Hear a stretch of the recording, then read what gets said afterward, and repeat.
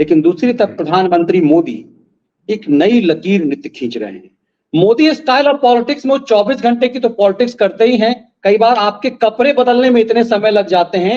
ये आदमी एक दिन में एक शहर से दूसरे शहर घंटों कार्यक्रम करना, तमाम चीजों को लेकर के ऐसा लगता है कि हर चीज पे नजर।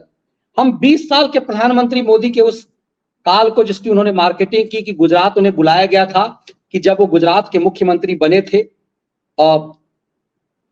परसों उनकी तारीख वो थी, और उस पे जब गुजरात के मुख्यमंत्री बनने के फिर उन्होंने कहा गुजरात, हम जब आमतौर पे माना जाता है कि गुजरात एक संपन्न स्टेट है, लेकिन उन्होंने कहा कि हमें एक ऐसा गुजरात दिया गया जो बदहाल था।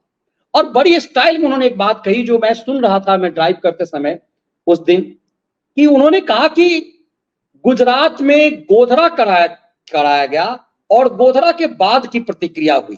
आमतौर पे खैरातियों ने गोधरा के बाद की प्रतिक्रिया को बड़ा करा, लेकिन उन्होंने फिर कहा कि गुजरात में एक षड्यंत्र के साथ, मतलब साबरमती गोधरा कराया गया, उसकी एक प्रतिक्रिया हुई। तो प्रतिक्रिया को बहुत लंबा नहीं दे रहे थे। इसके मायने से जुड़ने से पहले कैसे वो कनेक्ट होते हैं, कैसे वो पब्लिक से जुड़ते, कैसे वो मास लीडर बन गए हैं। मुझे एक चीज दिल को छुआ सर, मैं भी अब मेन स्ट्रीम मीडिया से एक कहते ना कि यूट्यूब पे हूं एक जर्नलिस्ट के रूप में, लेकिन आज के संख्या में लाखों की संख्या में लोग यूट्यूब से अपना रोजगार पाल रहे, सोशल मीडिया से। आज वो कनेक्ट हुए हैं, वो उसको समझना पड़ेगा अपने आप को। उन्होंने यूट्यूबर कहा, और जिस तरह से हम और आप कहते हैं कि चैनल को लाइक कीजिए, सब्सक्राइब कीजिए, देश का प्रधानमंत्री वैसा कह रहा है।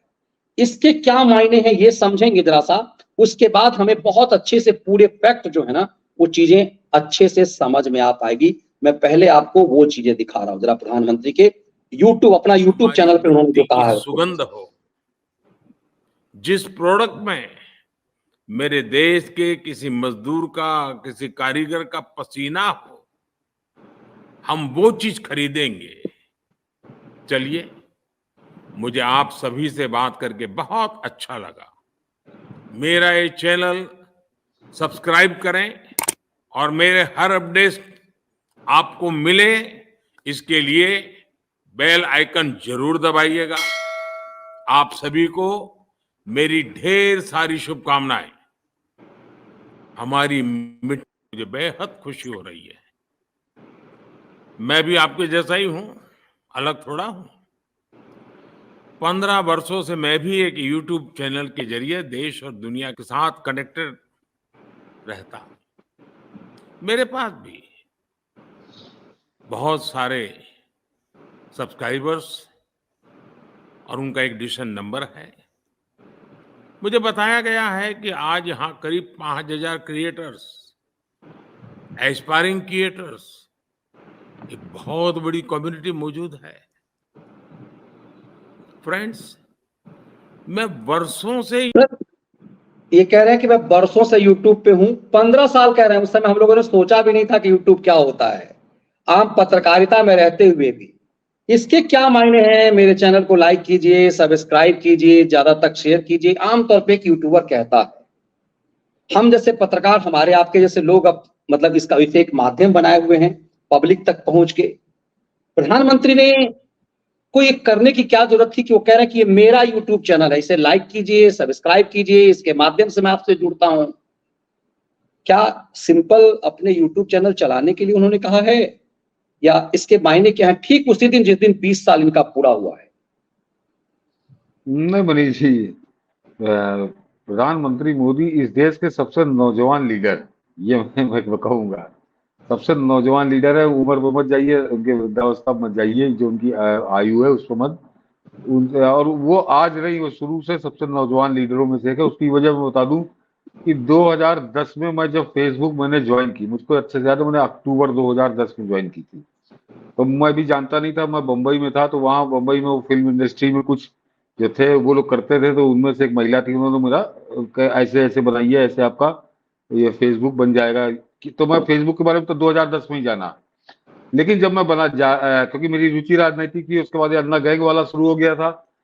तो जब मैं फेसबुक में सर्च करने लगा, ढूंढने लगा, तो उस समय मैं समझता हूँ देश के एकमात्र राजनेता जो फेसबुक पर ठीक ठाक तरीके से सक्रिय थे, उनका नाम नरेंद्र मोदी था।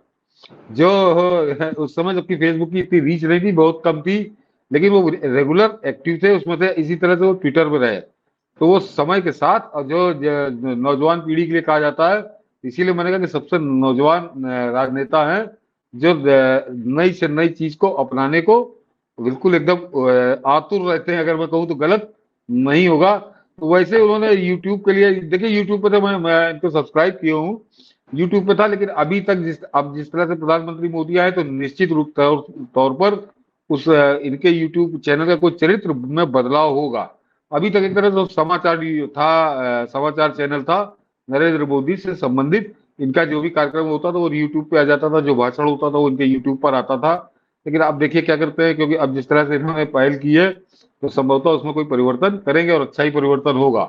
लेकिन इसमें मनीष जी मैं जरा दूसरी चीज कहूंगा कि प्रधानमंत्री मोदी को ये करना क्यों पड़ा, ये कहना क्यों पड़ा। ये भी बता दूं कि मेरा ये मानना है कि 2010 के बाद या 11-12 से नरेंद्र मोदी की सबसे बड़ी ताकत सोशल मीडिया ही रहा है। वो सोशल मीडिया गजब का इस्तेमाल करते हैं और सोशल मीडिया भी उनका गजब का उनको समर्थन देता है, सम्मान देता है। इसीलिए अन्यथा मनीष जी भाजपा के 10 करोड़ वो हैं सदस्य, जिसमें से एक सबसे बड़ी संख्या उनकी है जो टेलीफोन के द्वारा सदस्य बने हैं। तो जाहिर सी बात है कि कम से कम 1.5-2 करोड़ तो टेलीफोन नंबर भाजपा के पास है ही हैं, IT सेल के पास। तो नरेंद्र मोदी का कोई भाषण या उनकी कोई महत्वपूर्ण बात वो कम से कम 2 करोड़ 1.5 करोड़ टेलीफोन पे तो जा ही सकती है, या और भी कोई चीजें। लेकिन कभी आप देख लीजिए प्रधानमंत्री मोदी का कोई भी ट्वीट या जो है वो ज्यादा से ज्यादा 1-2 लाख पहुंचता है, उसके बाद वो ठप हो जाता है। जबकि ऑर्गेनाइज्ड वे में जब पार्टी काम करती है तो बलात्कारी पांडे के भाई का यूट्यूब वो 15 लाख हो जाता है 24 घंटे में, वो सनसनीबाज 6 लाख हो जाता है। लेकिन इस देश के प्रधानमंत्री की कोई बात, प्रधानमंत्री का भाषण चाहे वो बहुत महत्वपूर्ण ही क्यों ना हो, वो 2 लाख 3 लाख 4 लाख पे आके अटक जाता है। क्यों? क्योंकि वो अभी कल मैंने दिखाया था, ज्यादा पीछे क्या पढ़ू उनको, लेकिन आज छोड़िए इसको। तो वो नरेंद्र मोदी ने खुद पहल की है, इनको शर्म आनी चाहिए। जो तथाकथित IT सेल है तो वो यहाँ पर भी प्रधानमंत्री मोदी को स्वयं आना पड़ा, चुनाव है तो उनका स्वागत है। और वो आप उन्होंने जो खुद आए हैं, तो मैंने कहा ना कि 2010 से तो मैं देख ही रहा हूँ कि सोशल मीडिया के सबसे लाडले दुलारे सम्मानित अगर आप कह सकते हैं तो एकमात्र नेता नरेंद्र मोदी हैं। तो उनको उसी हिसाब से पलट के इसका जवाब भी मिलेगा और वो जो उनका उद्देश्य है वो पूरा होगा। लेकिन ये शर्म आनी चाहिए बाकी लोगों को शर्म आनी चाहिए। अरे मनीष जी दुनिया छोड़ दीजिए, मैं दर्शकों को कहूंगा चलो एक बार चेक,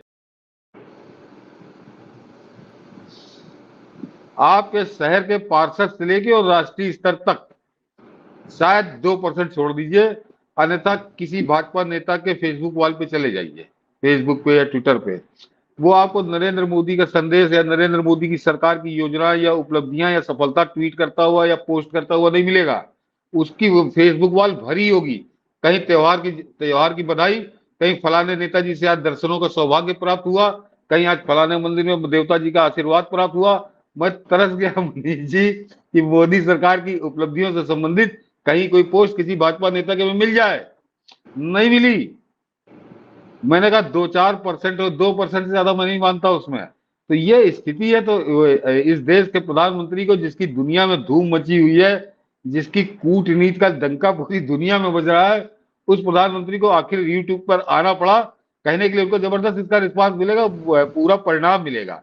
लेकिन ये जो ठेकेदार हैं उनको शर्म आनी चाहिए इस पे। ये बहुत महत्वपूर्ण बात है और इसीलिए मैंने कहा कि देखिए वो कह रहे हैं कि मैं 15 साल से जुड़ा हुआ हूं। सोचिए हम जैसे लोग, मतलब यूट्यूब बनाया, मुझे लगता है कि शायद 12-13 में हम लोगों ने भी बनाया हुआ है यूट्यूब चैनल में काम करते थे तो एक जर्नलिस्ट के रूप में, लेकिन इसे प्रोफेशन के रूप में इस्तेमाल 2019 से शुरू किया कि ये प्रोफेशन हो गया। और हम जैसे सिर्फ जर्नलिस्ट नहीं, लाख कोई खाना बनाने का एक्सपर्ट है, कोई गेम मेकर है, कोई रोज रेगुलर ब्लॉग बनाता है। ये यूट्यूबर कितनी बड़ी संख्या में है, उसे कहां कनेक्ट कर रहे हैं ये महत्वपूर्ण है।